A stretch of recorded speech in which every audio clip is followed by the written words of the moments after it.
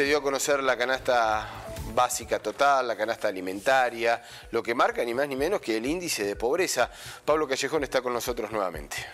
Muy bueno, tal como vos lo habías señalado, Mariano, cada vez que pensamos en la canasta básica alimentaria tenemos que inevitablemente imaginarnos cómo impacta en la pobreza y en la indigencia en la Argentina, porque se trata de los alimentos básicos, de los insumos necesarios para que una familia pueda sobrevivir. Y la verdad es que los números que referencian la canasta básica alimentaria, al contrastarlos sobre los ingresos que tienen los argentinos y más allá de la ayuda que ahora el gobierno nacional ha anunciado, evidencian que hay un altísimo porcentaje de la población que hoy está siendo excluida de los beneficios de este modelo, ¿no? Este crecimiento que se da en la Argentina hoy excluye a muchas personas, ¿no?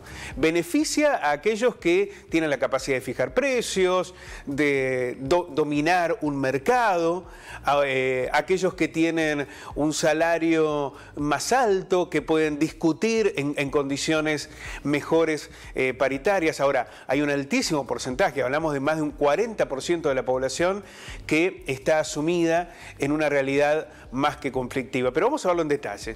Una familia con 2 adultos y 2 menores necesitó casi 90.000 pesos para no caer debajo de la línea de pobreza.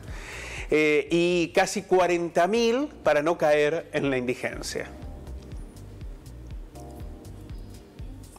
El INDEC dio cuenta la semana pasada que la inflación minorista había sido del 6,7% y el rubro alimentos y bebidas mostró una suba mayor a la general, con un 7,2%. Siguen los alimentos subiendo por encima de la inflación general.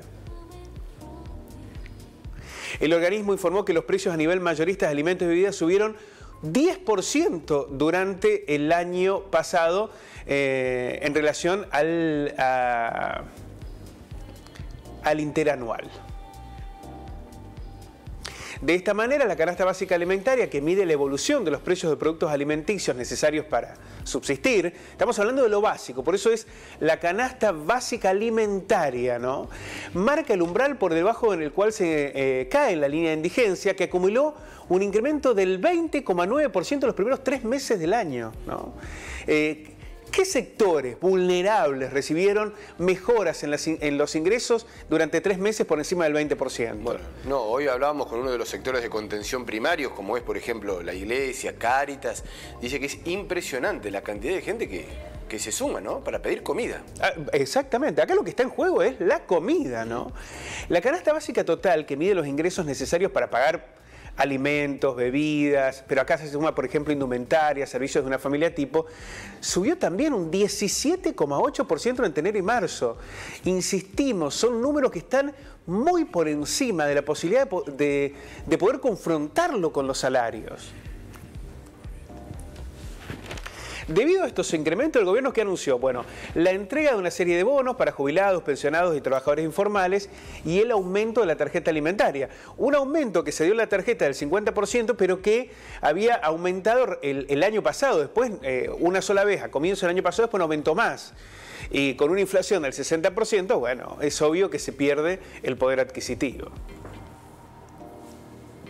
La última medición del INDEC en marzo sobre datos del segundo semestre del 2021 registró que el 37,3% de los habitantes estaban por debajo de la línea de pobreza. Hay un 37,3% de argentinos que son pobres. Bueno, y estos números, Pablo, con los que recién vos brindabas, quedan absolutamente desactualizados.